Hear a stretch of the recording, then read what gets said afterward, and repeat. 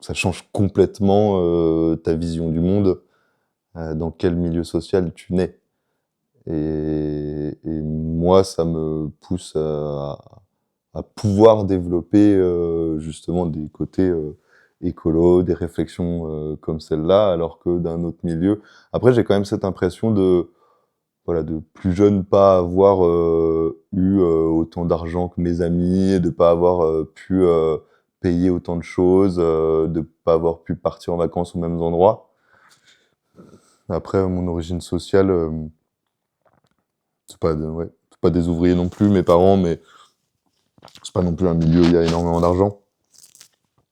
Mais évidemment, ça compte beaucoup. Et c'est ça qui va structurer aussi petit à petit ta pensée, c'est d'où tu viens. Je pense que c'est ce qui fait que ça m'a donné envie d'avoir plus d'argent. Et ça m'a construit en fait aussi le fait de pas trop avoir de sous au début fait que maintenant j'ai envie d'avoir plus de sous, un peu comme en revanche ou pour profiter de choses qui pour moi m'étaient interdites quand j'étais plus jeune. Et certaines, enfin, j'ai rencontré certaines personnes qui ont toujours vécu dans sans aucun manque d'argent, sans même regarder les prix de ce qu'ils achetaient, qui eux, pour eux, c'est pas du tout un sujet. En fait, l'argent pour eux, c'est normal et donc c'est pas un but qu'ils poursuivent. J'ai dit tout à l'heure que j'étais prolo, je suis vraiment issu d'un milieu très prolo, euh, d'une famille d'agriculteurs qui avait vraiment une petite ferme avec 3 bestioles, un bout de terrain pour avoir quelques patates et quelques tomates. Et ça se limitait à ça. Moi, la plupart de mes oncles et mes tantes, qui sont maintenant en retraite, c'était ça, c'est d'anciens agriculteurs qui ont une ferme transmise par leurs parents, et ainsi de suite. Euh, Quand j'étais gamin, avant que mes parents divorcent, mon père était une sorte d'ouvrier qualifié. Je pense que c'était ça son boulot. Et j'étais pas malheureux quand j'étais gamin, mais j'avais pas autant de richesse que d'autres enfants. Quand je suis arrivé au collège, je me rappelle, mes parents ont divorcé quand j'avais 8 ans, mais donc ma mère s'est mise à travailler, et ainsi de suite. Ma mère, elle était femme de ménage, et après elle a été aide à domicile, donc pareil, pas beaucoup d'argent. Elle s'est énormément sacrifiée pour que j'ai du confort matériel. Moi, je viens d'un milieu social assez modeste. J'ai toujours eu à cœur de m'élever un petit peu de ce milieu-là, sans pour autant être critique hein, par rapport à ce milieu-là. C'est un milieu dans lequel j'ai grandi, et dans lequel j'ai eu beaucoup d'amour et tout ce dont j'avais besoin pour en dire. Mais j'ai toujours eu à cœur de m'élever de ce milieu-là. Et aujourd'hui, je pense que je suis dans un milieu où, justement, il y a comment dire, une possibilité de discours et de réflexion qui me permet justement d'avoir cette analyse un petit peu globale de notre monde. Et ça, c'était une volonté de ma part, d'avoir intellectuellement des personnes autour de moi avec qui je peux avoir ce genre de discours et de débats, de réflexion. Donc voilà.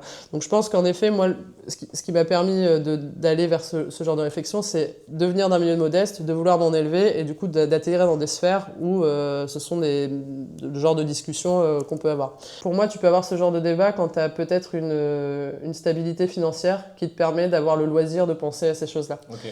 Moi, quand j'étais plus jeune, enfant, ma mère, quand elle va faire les courses dans un supermarché, elle se pose pas la question de savoir si c'est local, c'est bio, c'est machin, c'est bidule, ou ça fait vivre les producteurs du coin. Elle se pose la question de savoir ce qui est le moins cher et ce qui va lui permettre de boucler sa fin de mois.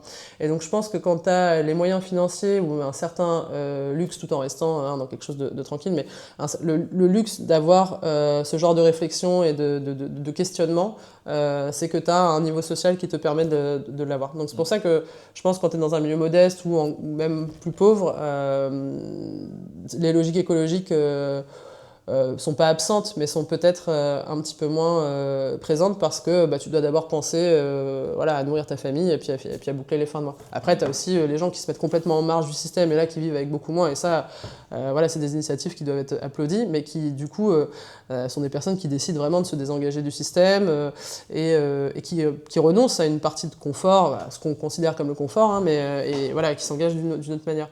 Mais en tout cas, ouais, je pense vraiment que j'ai plus aujourd'hui le loisir. Enfin, j'ai pas grandi, moi, dans une famille avec des réflexions écologiques, quoi. Vraiment. Ça m'évoque un rappeur, PLK, qui dit l'art c'est pour les riches, quand t'es pauvre, tu t'en bats les couilles de la Joconde. et, et ça me semble assez bien dit. Et donc, c'est vrai que t'as d'autres problématiques qui sont plus immédiates que de sauver l'humanité. En fait, tu cherches déjà à te sauver toi. Et à pas avoir faim le soir et pas avoir froid le soir. Et donc, dans la pyramide de Maslow, je pense en effet que le côté sauver l'humanité, ça vient assez haut. C'est pas un besoin primaire.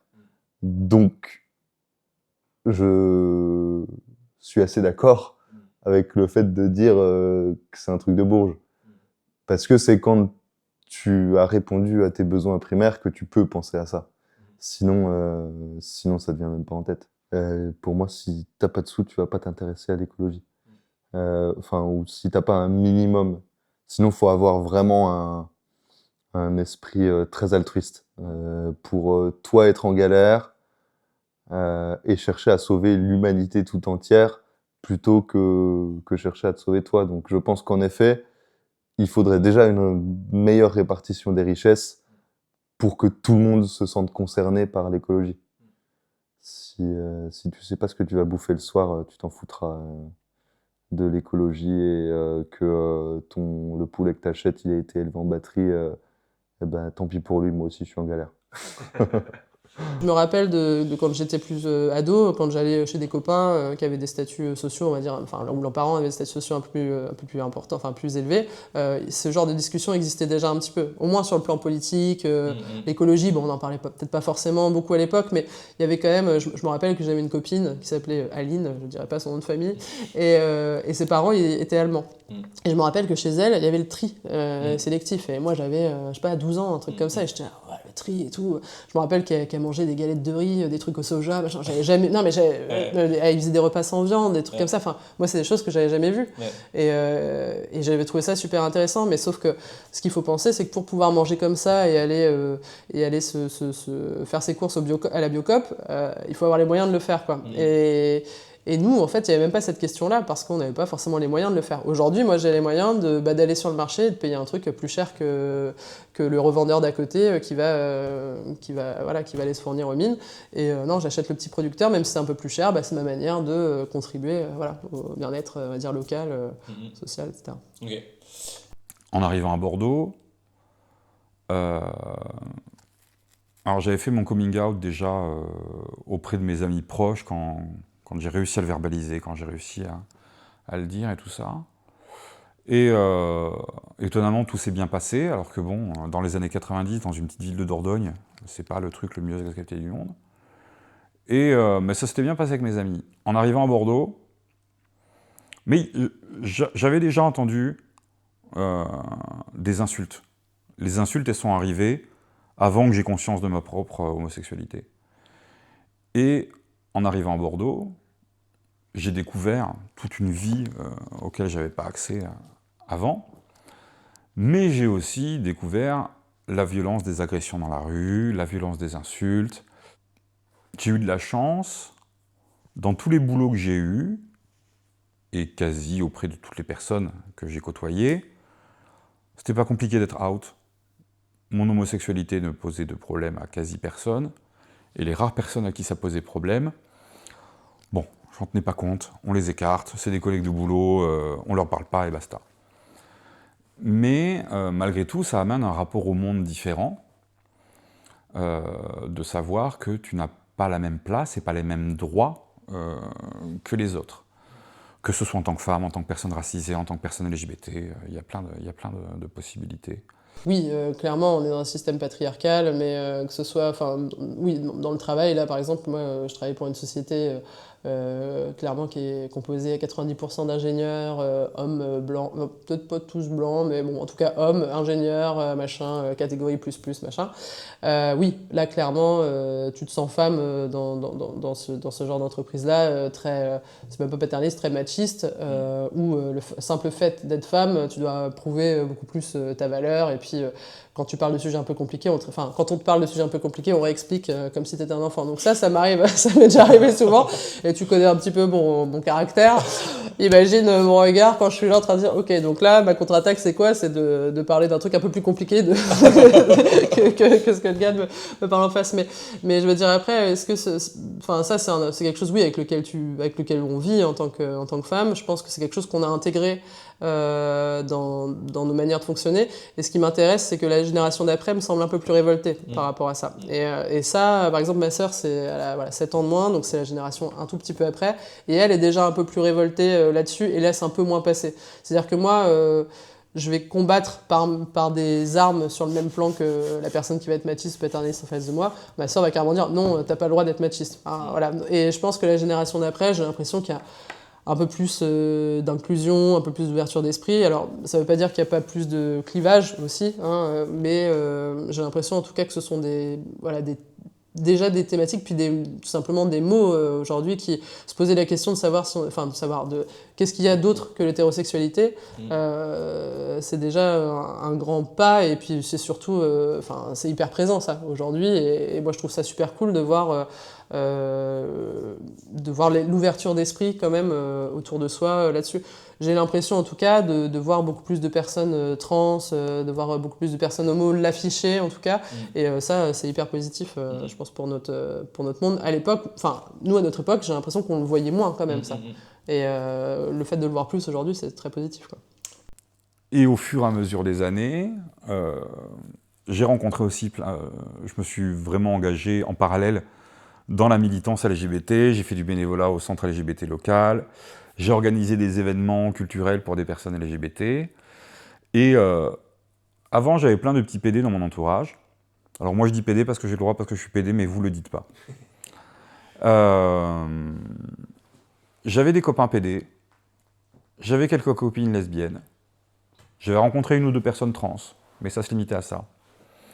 Et en fait, en rencontrant plein d'autres personnes, en rencontrant nos vécus, en échangeant, tout ça, j'ai vraiment eu une prise de conscience vraiment intersectionnelle de la chose, en me disant, ouais, en fait, il y a des PD d'origine marocaine, et ils sont venus vivre en France, ou alors ils étaient déjà en France, mais ils ont dû s'éloigner de leur famille parce qu'ils ne pouvaient pas vivre tranquillement. J'ai discuté avec des personnes en demande d'asile qui avaient des parcours de migration. On dit que oui, les migrants, ils arrivent, ils nous envahissent et blablabla. Les gens n'ont pas conscience des années qu'il faut à certains parcours de migration. Tout l'argent dépensé, toute l'énergie dépensée, des gens qui dorment à la rue. J'ai rencontré des personnes LGBT qui ont subi des viols, qui ont été obligés de se prostituer parce que c'est le seul moyen d'avoir de l'argent, qui ont dormi à la rue, qui ont bouffé dans les poubelles, qui ont eu des vécus atroces. Mais tu as tout le cirque médiatique qui dit « Ah, les migrants, gna gna gna gna gna gna.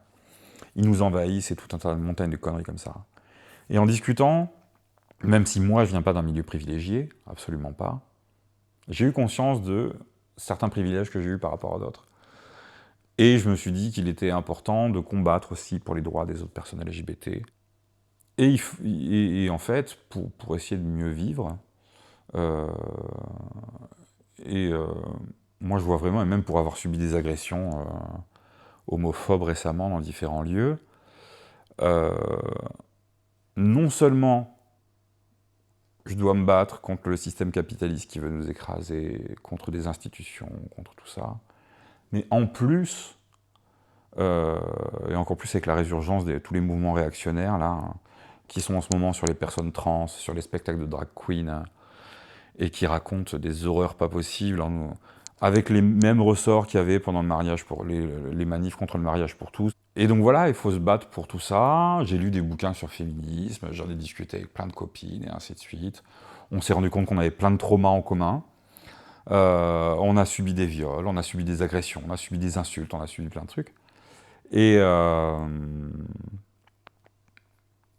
c'est tragique de se dire que là où d'autres communautés se retrouvent ensemble par un partage de certaines passions, les gens qui font, je sais pas, du ski, les passionnés de ski se retrouvent parce qu'ils adorent le ski.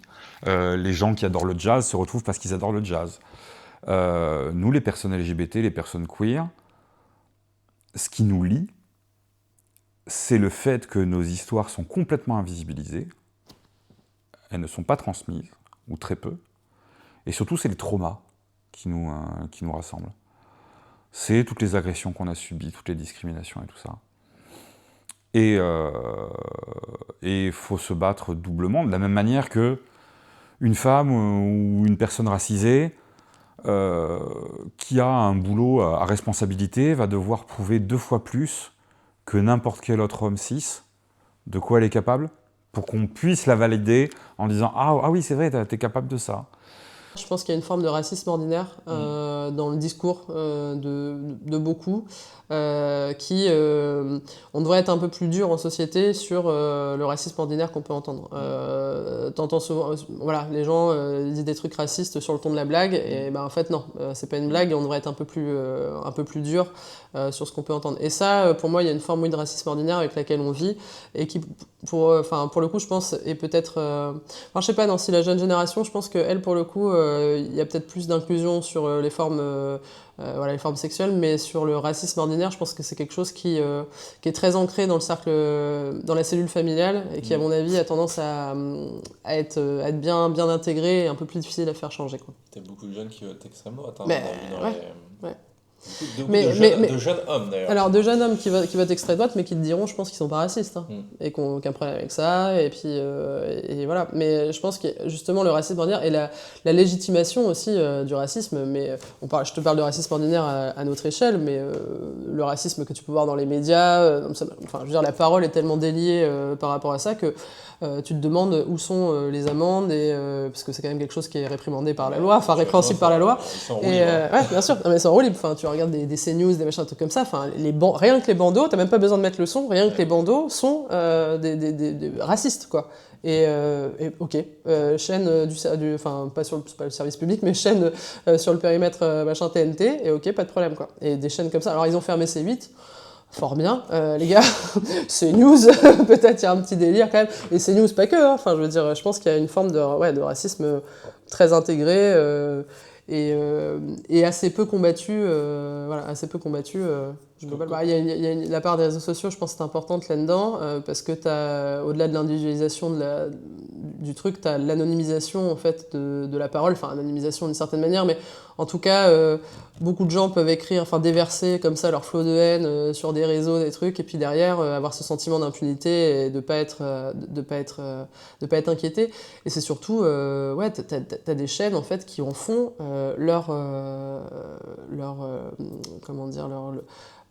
merde, je sais plus le mot là. Leur marotte. Non, pas leur marotte, mais leur fonds de commerce. Voilà. Non, mais voilà, t'as des chaînes qui en font leur fonds de commerce. Et parce que c'est quelque chose en fait de simple, c'est une idée simple. La détestation de l'autre, c'est une idée simple, et c'est une idée qui parle à tout le monde pour le coup, à toutes les catégorisations sociales. Et c'est pour ça que quand tu regardes, je pense le panel des personnes qui peuvent écouter des chaînes comme CNews, c'est très large quoi. Il y a des jeunes, il y a des vieux, il y a beaucoup de retraités, je pense, mais c'est quand même très très large parce que comme c'est quelque chose qui est intégré depuis tout temps, le racisme à l'échelle de l'histoire, c'est quelque chose que tu vois partout s'exprimer de manière différente, mais il y en a toujours eu. C'est une corde sur laquelle jouer pour parler à un max de gens possible. Et là, tu as une libéralisation de ce racisme, une libéralisation de la violence, cette manière en fait de mettre les gens dans des carcans et puis faire qu'il y a toujours une opposition. Quand tu es dans un groupe, tu as toujours cette question d'avoir un bouc émissaire, ça te permet de renforcer le groupe. Et là, c'est ça en fait. Avoir un bouc émissaire, ça renforce les communautés. Et puis derrière, du coup, c'est le fonds de commerce de ces chaînes-là.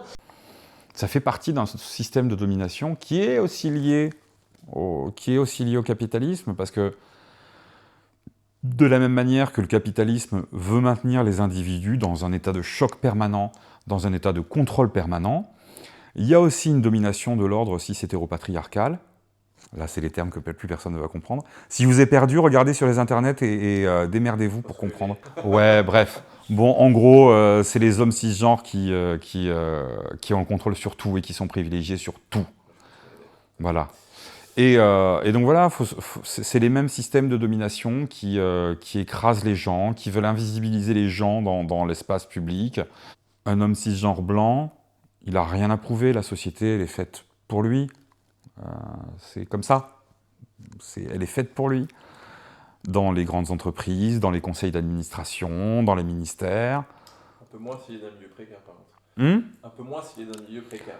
Un peu moins s'il est d'un milieu précaire, mais malgré tout, un homme même pauvre, même un ouvrier, tout ça, a un pouvoir de domination sur une femme de la même condition. Enfin, ils veulent jouer à Dieu, quoi, tu vois, c'est ça. Enfin, ils veulent être leur propre Dieu, leur propre maître, et contrecarrer les lois de la physique, les lois du monde. Et puis, en tout cas, je veux dire, ils ont que ça à foutre de leur argent, quoi. De l'or où ils sont, en effet, multimilliardaires, ils doivent tellement se faire chier. Bon, qu'est-ce que j'ai à faire de plus? Tu vois, bon, bah, du coup, attends, je vais réfléchir à une idée pour me cryogéniser, et puis me foutre la gueule sur Mars, et puis après voir ce qui se passe, quoi. Enfin, je veux dire, c'est des gens qui sont conscients, en tout cas pour Musk, qui est conscient de l'avenir de la planète, et puis qui cherche une porte de sortie sur Mars. Enfin, le mec, il a compris, tu vois. Bon, de toute façon, il n'y avait plus rien à foutre là-dessus. Je vais mettre mon argent à créer une colonie là sur Mars. Et puis alors, attends, Zuckerberg, t'as vraiment... Alors là, c'est voilà, le stéréotype du gars qui, change de façon de penser, ou en tout cas, je veux dire, se raccroche à sa pensée initiale en fonction de ce que peut lui rapporter le business, quoi. Le mec, il y a Trump qui arrive au pouvoir, il y a l'autre qui a acheté Twitter, machin X... Oh bah je vais devenir un gros macho, je vais me laisser pousser la barbe et puis je vais virer ma meuf, quoi. Non mais mec, quoi. Enfin, alors que 2 secondes avant il était en train de boire du lait de soja ou un jus détox de pieds nus au bord d'une plage en disant non mais green et tout machin. Enfin, alors là ça je crois que c'est un des exemples qui est le plus détestable en fait, de voir comme ça la mouvance idéologique, mais qui est clairement liée par une logique pour le coup capitaliste de fou et individualiste comme jamais, quoi. Enfin, c'est un cancer. C'est un cancer, hein, c'est un cancer, c'est quelque chose qui apprend du système dans lequel il est, et qui va en fait constamment le gangréner et l'attaquer d'une autre manière. Il y a une rémission d'un côté, t'inquiète, on va attaquer un autre organe et puis on va faire qu'au bout d'un moment ça va plier, quoi.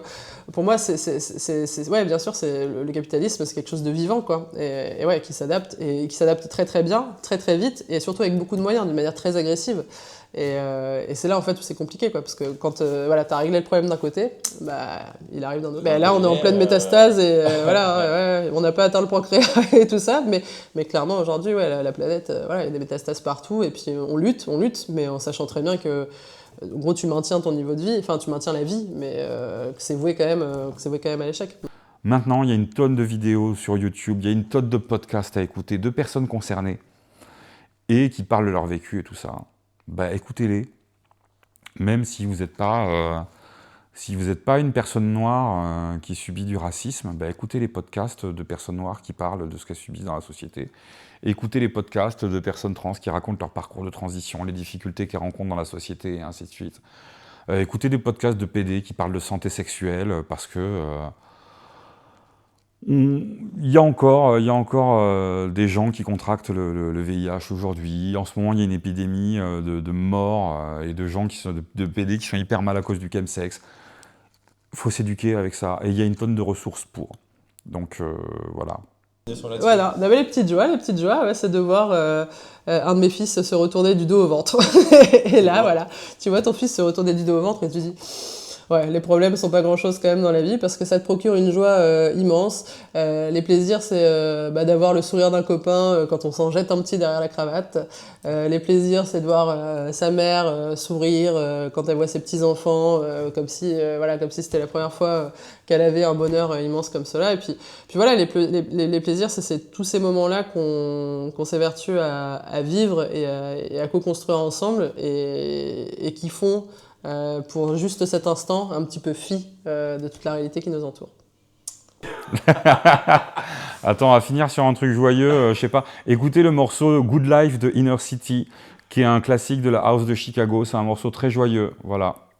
Ça sera le final. T'as intérêt à mettre un lien. Très bien. Good Life, Inner City. Voilà. Ok, merci Laurent. Voilà, merci. Bisous.